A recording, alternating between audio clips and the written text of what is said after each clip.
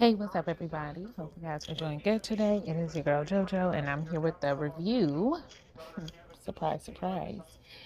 For Married at First Sight. Now, listen, let's just get a couple of things straight. You guys know that I was significantly, y'all know I'm on deployment, so it's always people around, okay? So you're going to hear them in the background.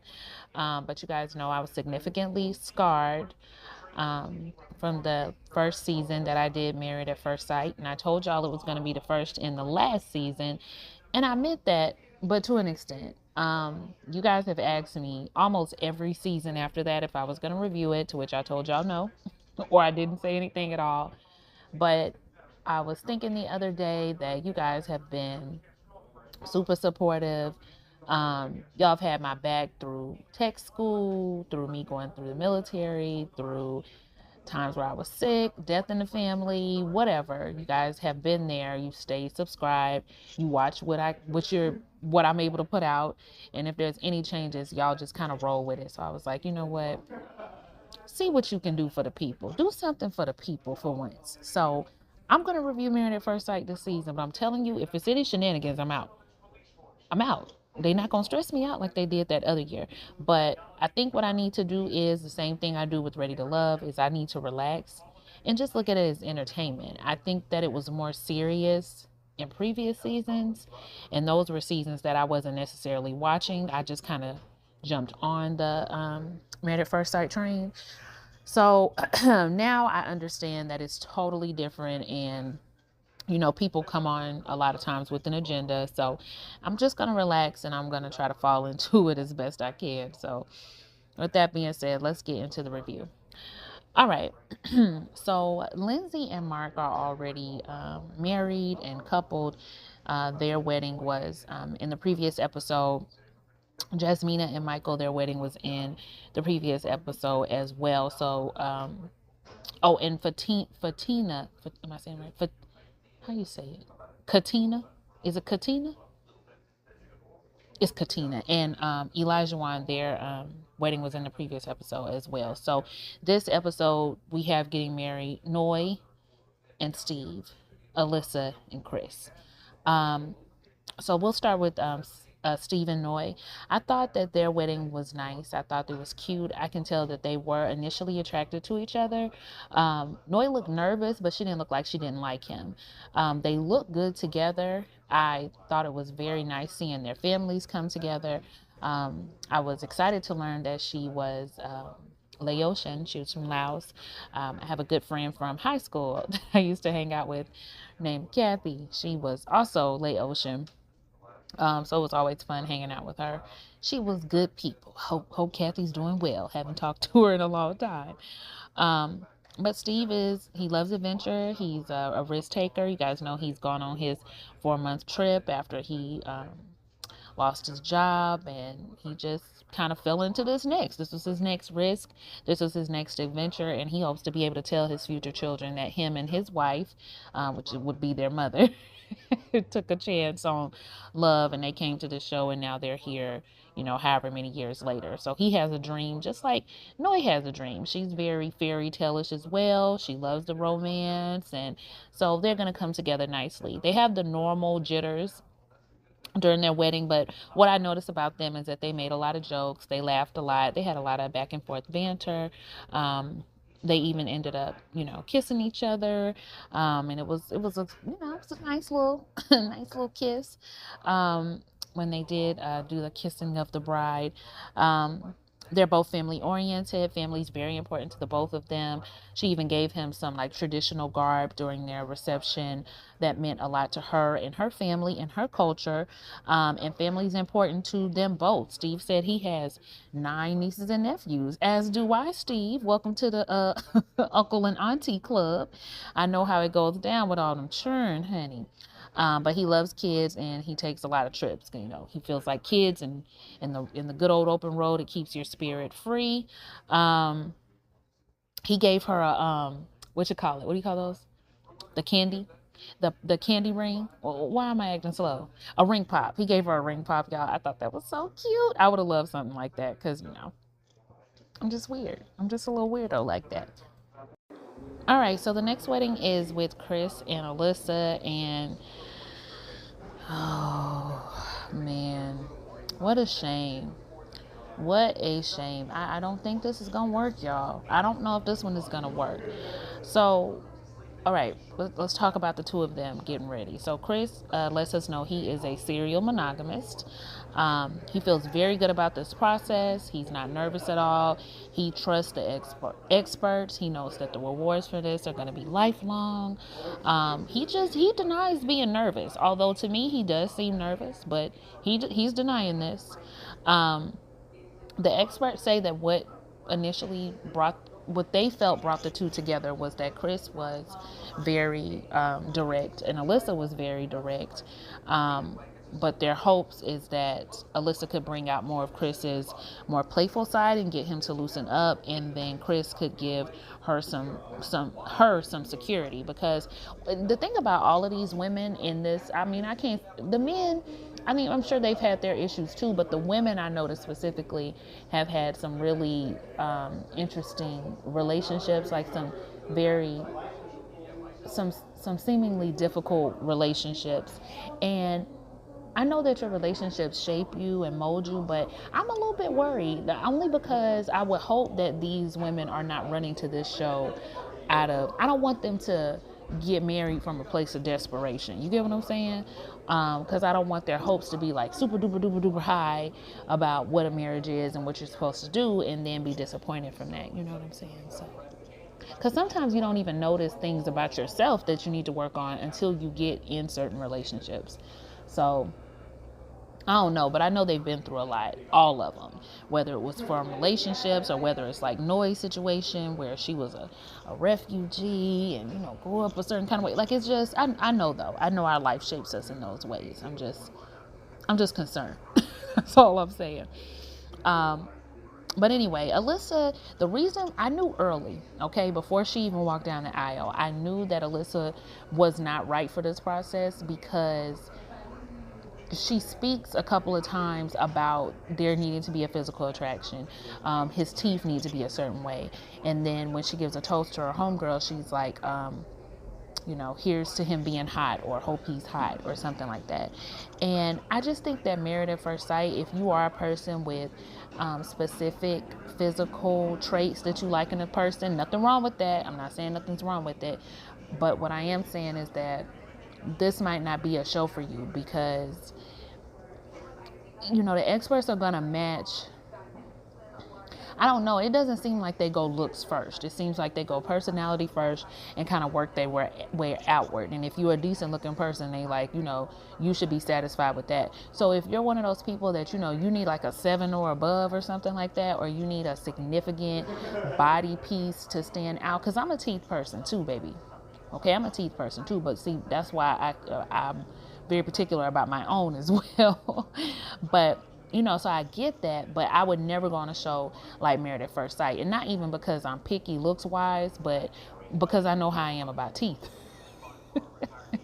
And I know how I am about personality too. Like, if it fits, it fits. If it don't, it's hard for me to try to force it. So those are like two really, really big things. Okay. So if you have like a lot of particulars, Married at First Sight is just not a good show for you. And so when she was saying that, I was like, I don't know if this is gonna work for sis.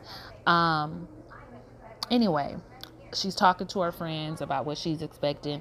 She is indeed nervous, and admits that she is, but she just feels like, she's dated a bunch of people.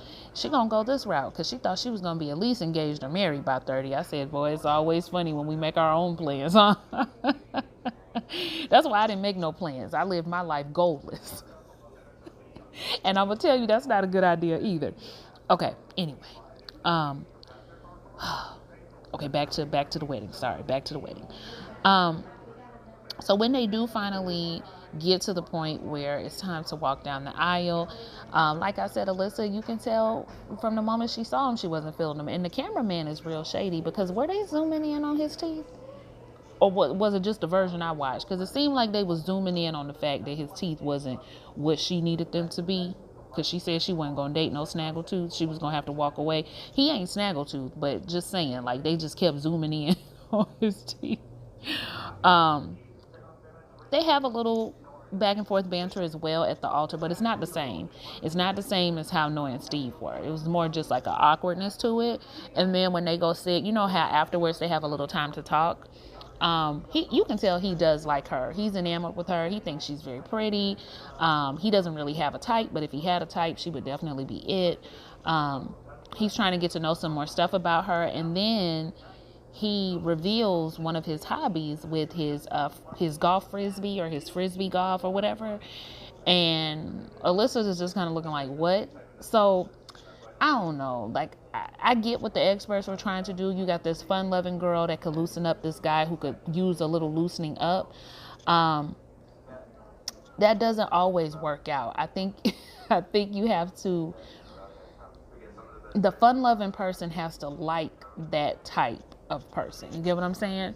And even though he's saying he's not scared or not worried and he trusts the process, I don't know. Chris to me is coming off as like that person that's scared to look at you in the elevator. You ever been in the elevator with somebody and you like, what floor are you on? And they looking real crazy and you just like, do you need me to hit you 4, 5? On? He just looks like, it's not a nervousness. It's just like it's almost like a personality trait. Like he's just normally kind of like that. And the only way to get him out of it is maybe if he has a few drinks. I don't really know, but I just don't know if this is the right matchup. And I can tell you right now, I don't think Alyssa is going to roll with it. You know, some people can roll with it. I don't think she is. But let me know y'all's thoughts. Do you feel like Married at First Sight is a show for people who have certain particular personality and physical traits that they're wanting? What do you think? You let me know. All right, so Chris likes that Alyssa seems to have a kind heart, and he's judging that off the fact that she works with animals. Now, he notices with her personality that she's very direct, but he says he likes that. And she's so direct to the point where she tells the camera lady, I'm not laying on his chest, because that's not something I would normally do anyway. It's like, how can I describe it? She's coming off as like a buzzkill. Like, you know, everything that somebody suggests is just like, nah, I ain't doing that. No, I ain't doing that. Oh, no, I ain't doing that. I wouldn't normally do that, so I ain't doing that. And so Chris says that he doesn't see any red flags. As a matter of fact, he likes a woman that's very direct. And so let's take a pause. We're going to come back to them later. Yeah, Elijah Wan. Why do I want to say Juwan man? Elijah Wan is funny to me. Like he just be talking. And Katina seems like she's a patient woman, so maybe this will work for her. But they definitely are drawn to each other. Definitely a physical attraction there. You could tell he really likes her. She likes him too. They're both talking about how they just can't believe that they're married now, and they're taking their photos, and he kind of pushing up on her, but he's asking permission. You know, he's just like, okay, can we get a little kiss in? And he says that they've been kissing the whole time. They kissed most of the photo shoot. He picks her up, and they look good together. He said when he kissed her, he feels like everything in him, it's all been forgiven. This is a new life for him. He's a husband now. And when he kisses those soft, juicy lips, he feels loyalty behind them. I say, what else you feel behind them lips? What else do you feel behind them lips, Elijah Wan? Talk about he been cleansed. I was like, let me kiss them lips then. I need a cleansing, I bet. But for every bit of extra he is, she's kind of like the calm to it. So it might work out. She just be kind of looking at him like amused almost. When they do get to their wedding and the families do have interaction. Okay, so first when he talks to her mom, he keeps calling her Katrina, and she was like Katina, and he was like, oh yes, my wife's name is Katina. I know he probably get on people's nerves as folks are watching this, but I think he's funny. He gives me a chuckle deep down in my belly. I'm thoroughly entertained. So when he talks to the mom, he's just telling her just the type of person he is and what he's wanting to do when it comes to Katina, y'all, and why they get like a bunch of squares. You know how the TV splits off into squares, like a bunch of individual conversations going on, but it's like 10 of them because he going on and on and on, talk about how he got ADHD and sometimes it's hard for him to focus. He talk about his personality. He talk about how he had the highest grade at his GPA and whatever, I don't know, high school or college. He talk about what he talk about everything to this mama, and that mama just looking at him, or seemingly so. And so, knowing that he got ADHD, she points and she says, "Oh, what is that over there? Is it a rabbit?" And then she get up and leave when he turns around. So I don't know if the mama cares for him or if she just thinks he's extra, which he is, but we just gonna have to keep our eye on him. So we know that Olajuwon is a self-proclaimed playboy, says he's broken a lot of hearts, and that is something that Katina, probably would be worried about because she's been with people who have broken hearts and who, were cheaters, and she doesn't want that again. She doesn't want that repeat. So the funny thing about him, though, to me, Olajuwon or whatever, however you say his name, Olajuwon, I think. The funny thing about him to me is he's what my friend would call finessable. All of that, I'm a playboy and I'm used to doing this and I'm used to doing that. Now, granted, he might just be switching up his ways because he's married now, but I don't know. Like, sometimes you could just tell with somebody, they might say they a player, but if you do the right things and say the right things and the right woman get to work in her magic, he could be finessed just like anybody else. And not saying that I be finessing people. I'm just saying that's the term that I don't use the term. My homegirl used the term. And so I was laughing at him the whole time when he was just like, "Oh, the sun is in your eye. Oh, the sun can be in my eye. That's all right, baby. It could be in my eye. Oh, okay, we got to travel the world first. Kids. Okay, I'm thinking 2 to 3 years so I could take you around the world." Oh, my gosh. But anyway, so who else? Who else do we talk to? Katina talks to his friends, and they want to know what she about, what she do. She like to go to the cookout. She like the pool. She like hookah. Y'all know how we do. The same old stuff. I ain't gonna say the word, but y'all know how it go. She asking what are some things that I need to know about Olajuwon. What are some quirks of his. Now y'all know. When a man about to tell a lie, you know how they swipe their hand down their face and pinch their nose a little bit? Well, everybody did that almost at the same time. And so one of them is just like, okay, well, one thing you need to know about him, you just need to be patient. You need to be a very patient person. You might have to tell him something a couple of times. He might try to, tell it his way or go back at you his way and try to make it about him. So you might have to tell him a couple of times, but patience is what you're going to need. The other boy tells her, I feel like he's a good person. He wants the best out of people. And he may try to mold you into the woman that he wants you to be. I don't know what the friend was trying to say, but if he was trying to say something good, that wasn't it. So she just kind of like mold me. I don't know about all of that. But anyway, they end up having a good time. He give her a little dance when he take the garter off of her, just real extra, child. So when she meets up with her friends later and she's talking to her friends, Katina's friends are my kind of girls. Those are the girls that would be in my friend circle, the girls I would be going out with. Y'all, why the friends are just like, speaking of... As she said her last name was Dickinson, the friends was like, okay, well, speaking of Dick. This isn't for children, y'all. I'm sorry, not tonight. Speaking of the DICK, y'all, you married now, so what's up? And she was just like, oh, no, I'm not trying to do that. I'm not trying to do that right now. And they was like, but you married, though. She said, I'm a wait. And they just like, okay, so what's the timeline on this waiting? Because, he got a body. And she was like, I'm going to try to wait at least a month. And so one of the friends was like, what? And the other one said, okay, but they said, okay, like they don't believe her. I don't believe Katina either. Because they already been all up on each other. Slightly anyway. Well, he been all up on her. But she going to try to wait because she wants to get to know him. Like, she married. Come on now, y'all. Don't be a bad influence on me. So then, why the friends say, well, girl, I feel like when it's time, it's going to be all about pleasing you. He looked like he going to put his face in it. I said, and yes, put his face in it. He is. He gonna want it. He seems like the type that's gonna, be eating groceries. He gonna ask, request for you to put it on his forehead. He probably gonna try to pick you up. It's gonna be a whole lot going on.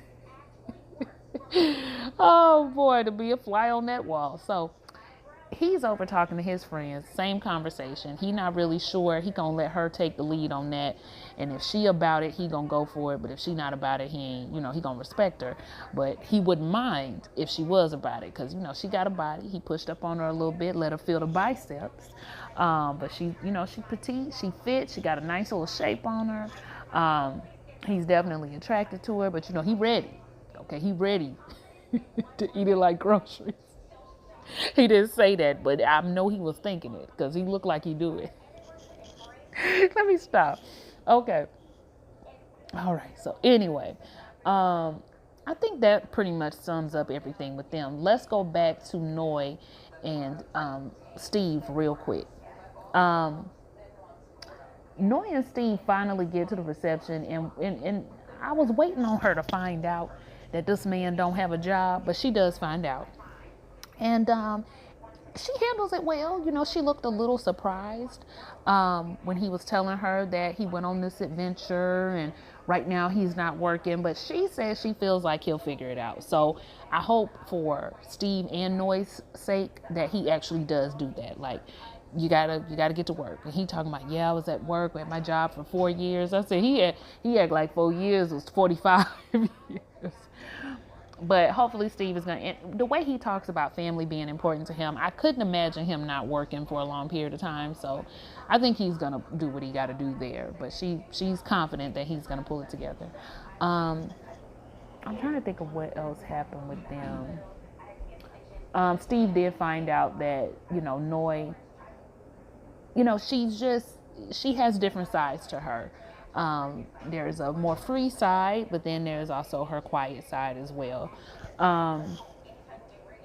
But he's looking forward to getting to know all parts of her. I'm trying to think of anything I missed with them. I don't think I missed anything. It's just kind of, I don't think I missed anything with them. But I just wanted to highlight the fact that she did find out about that whole work situation, because I was wondering when that was going to happen. Lindsay and Michael, I want to go to them real quick. I like them. I think at first I kind of wasn't really seeing where the matchup came with them, but now that I hear their backstory and what they've been through, it's going to be interesting seeing how they play out, but it's going to be fun to watch.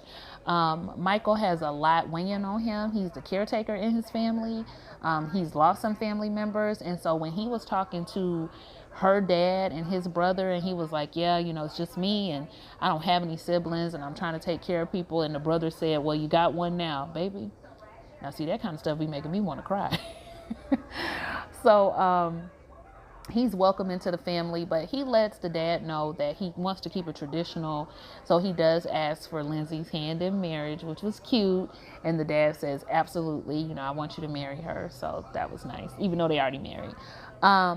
But the thing that Michael really wants to focus on with Lindsay is just he sees like the rough exterior and the wall she has up, but he just wants to get to that lovable side of her.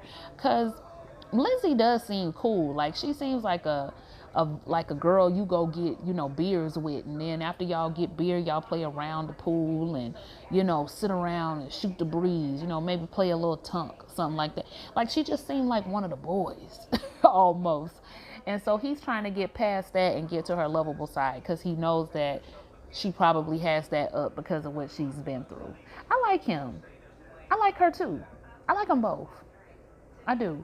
I just hope that she does let him see that side. And when she's talking to her friends, she was like, look, I don't know what he think is going to happen, but I'm not giving it up either. Okay, so I'm on the first night. Apparently they call him, what do they call him? Mike the Shark or Mark the Shark or something like that? Child, Mark. I was calling him Michael, wasn't I? Oh gosh, I'm gonna have to do this whole part over. If I was saying Michael, I'm sorry. but they call him Mark the Shark or something along those lines. So um, she kind of did a funny little move, like if he was gonna be, getting on top of her like a girl. He might. You never know what people are into. But they cool. I think they're gonna be all right. It's gonna be interesting to see how their relationship unfolds. Who haven't I talked about? Okay, yeah. Let's talk about Jasmina and Michael. All right, Jasmina and Michael, they also are a very good looking couple, and they seem like they're having a lot of fun at their reception. When they do talk to each other's families, we just get from Jasmina's side that, the mama was okay, but the stepdaddy, what was he talking about? He was just like, well, you gotta know when to, you gotta know. He basically was trying to tell Michael, don't be a pushover, but at the same time, don't be a bully either. And if Jasmina is quiet, then that's not good. But sometimes you got to know when to not say anything. Sometimes it's best to just not to say nothing. Just don't argue at all, because it's like a trick question. And the mama was looking at him like, see, this is why I don't bring you out the house. She said he's speaking from his own personal experience. So just ignore him. But he does tell them that, it stemmed from him, Michael, saying that he wanted to be vulnerable with Jasmina. And the daddy was saying you could be vulnerable, but don't be too vulnerable. I was like, shut up. So then on the flip side, Jasmina and his family, now his mom has passed, but the sisters give her a pen like they have on, because she's part of the family now, and they wear that pen in remembrance of their mother. And she was like, it used to just be, Michael and the girls. Now it's Michael, his wife, and the girls. I was like, oh, that's so sweet. Now that's the kind of stuff that make me ugly face cry, y'all. I wouldn't have been no more good. But she felt really touched to receive that from him. And his sisters, they all right with me so far. So far, Jasmina. Now, baby, honey, I know how them sisters can get, because I am one. They smile in your face. So, I'm just kidding. I'm not a backstabber. But what I am saying is that's still their brother. All right? That's all I'm telling you. So, anyway, they also have physical chemistry. You could tell that they like each other. They're feeling each other. The red flag that did go up for Jasmina was when Michael said that he works from 4 a.m. sometimes to 7 p.m. 7 p.m. he said. That's a lot. Michael, you're gonna have to figure out how to work your wife into your schedule now. You're not a single man anymore. So, just and now, me personally, I wouldn't care. Shoot, come on home around 8 o'clock. Don't be in here getting on my nerves. Y'all ignore me. This ain't about me. This is about Jasmine and Michael. But she's a little nervous about that, because in the past she's been with men that are emotionally unavailable, and she just doesn't want to develop a pattern. So, hopefully they'll get that figured out. Other than that, I think the rest of the reception went off well. Dancing, good times, hey, ho. Good for them. All right. Last but not least, back to Chris and Alyssa. I don't even want to talk about this, because it makes me nervous. It makes me sad. She's still not feeling him, and it's even further perpetuated when they go and talk to the friends. Alyssa's friends are basically just saying that about Alyssa being direct, more about Alyssa maybe not really being touchy-feely, take the affection as it comes. And Chris, what made me sad about Chris is that he asked both her friends and her mama, well, do you think she likes me? Well, what do you think? And even though he says he feels confident, I think he knows. I think he sees something in her, or in her demeanor, that says to him, she's not really feeling me. And he's trying to search for some validation to say otherwise. And they're giving it to him. I don't know if he believes them, though. Because the mama said that, yeah, she told me she liked you. And the friends say, yeah, I think she likes you. So I don't think she liked him, though. But when she talks to his friends say, well, first of all, they talking about welcome to the Lion's Den. I said, boy, shut up. Y'all know y'all frisbee golf throwing behinds ain't got no Lion's Den. But they say that sometimes he can come off as condescending, because he does know a lot of things and he just wants you to be the best version of you. He's like a teacher. He likes to teach. So when he gets into that mode and it seems like he's being condescending, he's really not. He just wants you to be better. He just wants to teach you something. Well, that didn't sit well with Alyssa. Okay, she don't want to be with nobody that's gonna be condescending or thinking they know everything. Like, that's not the vibe that she's on. She's not on that wave. So she's also feeling some red flags from that, added to the fact that she don't like brother no way. I mean, the brother, the ER.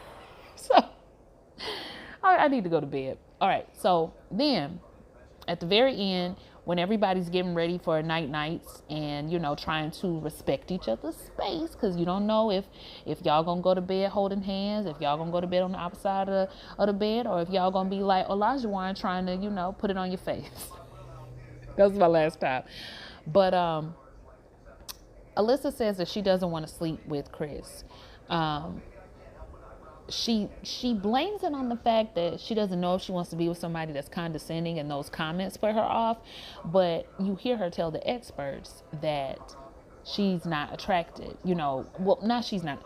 She says that she doesn't see any of the physical characteristics that she wanted listed, and this is why I say she shouldn't on Chris. She shouldn't have came on here. They tell her, woman up. You are a wife now. You chose this process. You go out there and you talk to that man and you let him know how you feeling. And she doesn't really do that. She kind of makes an excuse to him about how she's tired and it's been a long day and she just needs to get some rest. And it was a cop out. And I know it's hard. It's hard letting people down. It's hard telling somebody that you're just not attracted to them. Like, I don't think there's no good way to tell anybody that. It's always hard to tell somebody you're not interested, but to say you're not interested because you're not even attracted to them, like, I don't know. Don't nobody want to be running around here feeling ugly. Like, if our personalities just don't match, that's one thing, but child, she better get with Chris, because Chris tell you to your face that he ain't attracted to you, won't he? Now, let me not bring him up. I've got a headache. Anyway, y'all, that was really it for the episode. I probably forgot some stuff. I'm a little rusty. Y'all know Married at First Sight. I got that same ADHD Olajuwon got. And this show is very long. But y'all like, comment, and subscribe. I'm going to try to get this up as soon as I can. And I'll see y'all for the next one. Bye.